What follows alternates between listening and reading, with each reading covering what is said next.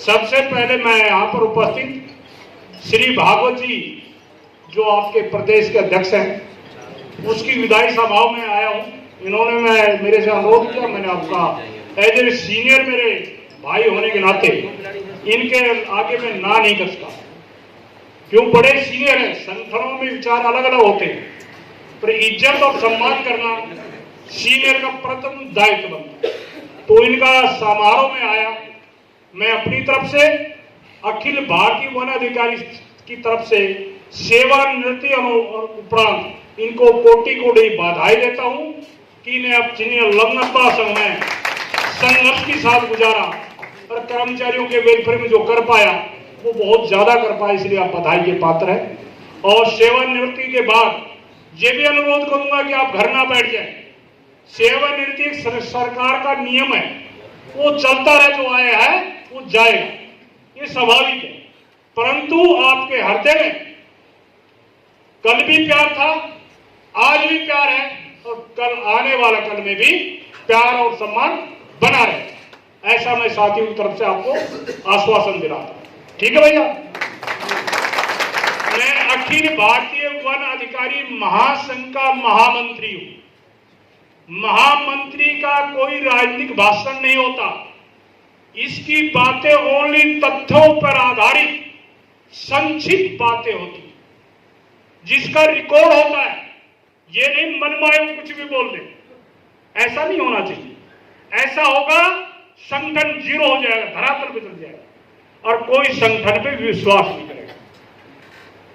संगठन के महामंत्री कार्यशैली आपके यहां तो प्रेसिडेंट होता है, मान लिया, मुझे नहीं पता क्या होता है क्या नहीं होता, पर सबसे मेन कड़ी संगठन की संविधान के अनुसार महामंत्री होता, जनरल सेक्रेटरी होता, जिसके आधार पर सरकार से कारगुजारी और तथ्यों और आर्गुमेंट का तर्क देने का पावर भी उसी को होता। ठीक है, अध्यक्ष महामंत्री कुछ भी है, तो मैं पहला क्वेश्चन करता हूं कि आप फॉरेस्ट गार्ड है या वाइल्ड लाइफ गार्ड है? आपके जवाब हो गए। आप मैंने इंट्रोडक्शन दिया आपने कि all India forest officer federation का मैं जनरल सेक्रेटरी। आपको क्या, हम तो गार्ड। ये अधिकारी बीच में कहां से फंस गया हमारे बीच में? हमारा तो संगठन कर्मचारियों का है, ये तो अधिकारी आ गया, क्या मतलब हुआ इसका? ये डेफिनेशन खोल के बताओ। इंडियन फॉरेस्ट एक्ट 1927 जो जम्मू कश्मीर में छोड़कर पूरे हिंदुस्तान में लागू, पता है आपने?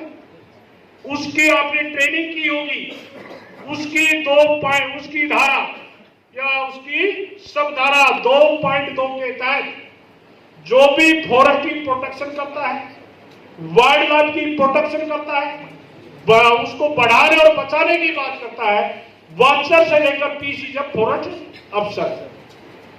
एग्री? सबसे बेसिक हमारी मेन बेसिक पोस्ट क्या हमारी? वन पाल फॉरेस्टर, चाहे वो पीसी जब है चाहे वो नीचे वॉचर है, दोनों की बेसिक पोस्ट क्या हमारी? फॉरेस्टर, वन पाल। समझ गए मेरी बात? और वनों में रहने वाले जीव जंतु वन प्राणी हो, यही तो है ना। अब दूसरी बात आती है कि हम तो मध्य प्रदेश की सेवाएं करते हैं, उसी में बैठ करें। इसमें दो पार्ट हमारे में, एक ब्यूरोक्रेसी और एक कार्यकारी अमला। ब्यूरोक्रेसी में क्या होता है? जो एसीएफ से जितनी भी ऊपर पोस्ट है, कि वो पीसीएफ लगा दे, पीसीएफ डीओ पोस्ट, वो सारी ब्यूरोक्रेसी में आती है। और रेंजर से लेकर जितनी पोस्ट है वो फ्रंट लाइन स्टाफ में आती है, चाहे वाइल्ड लाइफ इंस्पेक्टर हो, चाहे वाइल्ड लाइफ गार्ड हो, चाहे फॉरेस्ट रेंजर हो, चाहे फॉरेस्ट हो। क्लियर? दूसरी बात में जो आपको कह रहा था कि हम तो मध्य प्रदेश की सेवाएं करते हैं, मध्य प्रदेश के जंगलों में रहते हैं। हम दिल्ली के ऑल इंडिया सबने क्या लेना देना? हमारा तो जो सारा तंत्र है वो मध्य प्रदेश के अंदर है, यही है ना क्वेश्चन। ये दिल्ली का नेता जी हमारा क्या भला करेगा? गलत नहीं कर, बोलो नहीं बोलो, बोलो भाई, क्लियर सही बोल रहा हूं तो बोलूं, नहीं बोलूं तो नहीं बोलूं? सहमत हो? सुनना चाहते हो?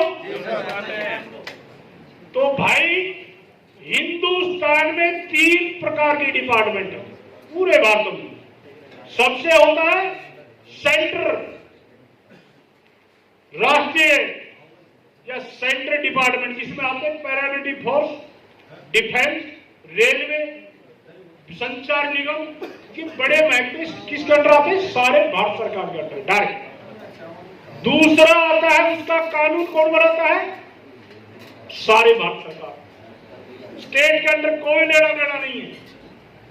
दूसरा आता है कंकरेंट लिस्ट, समवर्ती सूची, उसकी पावर है, उसकी आर्टिकल संविधान की धारा 309 के तहत उसके अनुसार स्टेट को भी पावर है और सेंटर को भी पावर है कि उनको कर्मचारी हित में, डिपार्टमेंट में वो अपना कानून बना सकते हैं, उनको पावर है। उसको है सुप्रीम पावर, वो मानी जाए तो सेंटर को बनाए। इसी कड़ी में फॉरेस्ट डिपार्टमेंट 1975 के बाद समवर्ती सूची में, क्या में है? समवर्ती कंकरेंट लिस्ट। तीसरा डिपार्टमेंट है स्टेट सूची।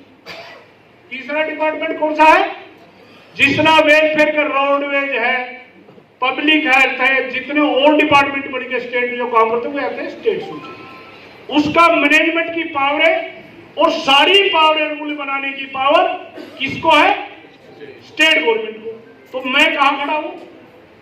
कौन से में हूं मैं? समवर्ती सूची में। तो समवर्ती सूची में होने के नाते इसकी मैनेजमेंट की पावर तो हमारे भैया प्लीज बात कर, मैं बैठ जाता हूं। आपकी बात घड़ी सीरियस है तो मैं बैठ जाऊंगा, कोई दिक्कत नहीं। मेरा यही है, मेरा तजुर्बा यही है कि बीच में ना बोले। अधिकतर वक्ता क्यों नहीं बनते? इसलिए 2 मिनट मात्र खड़े जो ऊपर चले क्यों जाते हैं कि उनकी श्रोता की कैपेसिटी नहीं है। और जब जिसकी कैपेसिटी सुनने की नहीं, वो नेता कभी भी नहीं बन सकता, चाहे वो राजनीतिक है, चाहे संगठन का है, चाहे किसी चीज का भी है। ना वो तरक तरक कर सकता, वो तो कान में दे देते ही इरू करता है। वो ऐसे पूरी जिंदगी निकाल देगा, वो ट्रेड नहीं बनेगा कभी भी, वो अधिकारियों के समक्ष अपने हक की बात नहीं कर पाएगा, वो चापलूसी में लगे रहेगा कि उसका ट्रेड यही है। कहने का तात्पर्य है संगठन का नेता वही बन सकता है जिसकी कलम में पावर नहीं होती, जिसकी आर्गुमेंट में पावर होती है, जिसके पास लॉजिक होता है और संविधान के मुताबिक सारे एक्टों का पूर्ण का ज्ञान होता है। ये बात करने में नेता बन गया, कोई बड़ा नेता बन गया, मैं आपसे अलग हूं, परंतु संगठन की जवाबदारी होती है।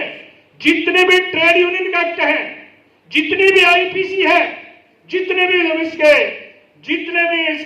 वेलफेयर के एक्ट है या डिपार्टमेंट के एक्ट है, वो मौज जवानी टिप्स में याद हो। एक एग्जांपल देता हूं मैं ये भाई की बात करने के ऊपर। मैं हरियाणा से हूं। एक हमारे पीसीसीएम ने 8 फॉरेस्ट गार्डों की इंक्रीमेंट बंद कर दी। किस बात पे कर दी? कि आप यूनिफॉर्म पहन कर नहीं आए, आपने सरकार का डिसिप्लिन खराब किया है। मैं अपने मतलब से भटक के बात कर रहा हूं। आपकी अवहेलना की है कानून की, आपकी ये भविष्य में प्रभाव डालते हुए एक इंक्रीमेंट बंद की जाती। ऑर्डर कलम में पाओ, ऑफिस कुछ भी करते, यही तो है ना। 2 तरह के संगठन है, एक राजनीतिक संगठन जिसकी कलम में पावर होती है और कर्मचारी संगठन की कलम में कोई पावर नहीं होती, उसकी मुट्ठी बंद में पावर होती। यही बात है ना। तो मेरा कहने का तात्पर्य है 8 आदमियों की इंक्रीमेंट कर दी। हमारे लोग उससे मिले, आईएफएस एसोसिएशन का जो आज एचपीएस का चेयरमैन हरियाणा का आलोक वर्मा जी, उससे काफी मिले, नहीं माना। हम नेगोशिएट बनाते हैं हर 3 महीने में ओपन, जैसे आप बैठे ऐसे कर्मचारी बैठते हैं, हम उसकी वकील बनते कर्मचारी और अधिकारी के सामने बैठाते। तो हमने क्वेश्चन किया कि वर्दी पहनना हमारा परम कर्तव्य है, वर्दी पहननी चाहिए। और जो अधिकारी जिस कर्मचारी का वर्दी नहीं पहनता और उसके खिलाफ एक्शन लेता है, उसकी हम तायद करते हैं। भूल गया, ये तो तुम्हारी बात कर रहा है। तुमने एक्शन लिया, उन्हें 17 बेनिफिट बताने लग गया। 17 बेनिफिट बताने लगे, यूनिफॉर्म से ये होता है, सरकार का होता है, जंगलों का कितना क्या इफेक्ट उन्होंने बता दिया। मैं बोला ठीक है बात, पर यूनिफॉर्म पहननी चाहिए, अधिकारी ने एक्शन लेना चाहिए, परंतु समानता। आपने 8 आदमियों की इंक्रीमेंट की है, हम आपका स्वागत करते हैं, करो और भी करो। पर उस टाइम जो 2 नंबर के पैसे देने वाले होते हैं रेंज अफसर, उन्होंने जिस भी पोस्ट में भी रेंज अफसर जिसका उन्होंने 8 आदमी उसके सामने बैठे थे, हम बोला इन 8 की इंक्रीमेंट बंद की जाए। कर्मचारी बंद की कोई इतराज नहीं हमने, पर इनकी 8 की इंक्रीमेंट तुरंत प्रभाव से बंद की जाए, यूनिफॉर्म बनेंगी। गलत कहा मैंने? गलत कहा क्या? अधिकारी बोला हो इन्हें वर्दी पहन मिली नहीं है, प्रोवाइड नहीं की सरकार ने। मैंने बदतमीज अनपढ़ का टोल किसने भी सुना दिया? उल्लू का पट्टा, जब यूनिफॉर्म बंद, इंक्रीमेंट बंद करने का रूल तने पढ़ लिया, और यूनिफॉर्म किसको किस कंडीशन में प्रोवाइड की जाती है और कौन किस टाइम कहते हैं, रूल नहीं पढ़ा। ये पोपो भाई का राज है क्या? ते मोड़े को मारो, थपीड़ मोड़े घुस जाएगा बात। क्यों? रेंज अफसर थ्रू इंडिया सब ने मेंटेन करनी पड़ती, रेंज अफसर सरकार की तरफ से नहीं मिलती। समझ गए मेरी बात को? इसको कहां से मिलेगी? इससे तो पहननी चाहिए। कहने का मेरा तात्पर्य है, उस लॉजिक का आधार पर वो झूठी मार गलती मानी और उसी दिन हमने 8 की नीति बंद कर। कहने का तात्पर्य, कहने का समझ गया? कर्मचारी नेता ने भीख नहीं मांगी जाती, खैरात नहीं मांगी जाती।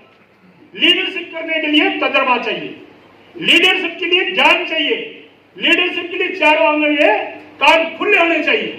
ये चिर करते ना कानून, इधर सुनते रहिए इधर सुनिए, जेज करने जब तक संगठन में ये रहेंगे आदमी, संगठन आगे बढ़ेगा नहीं।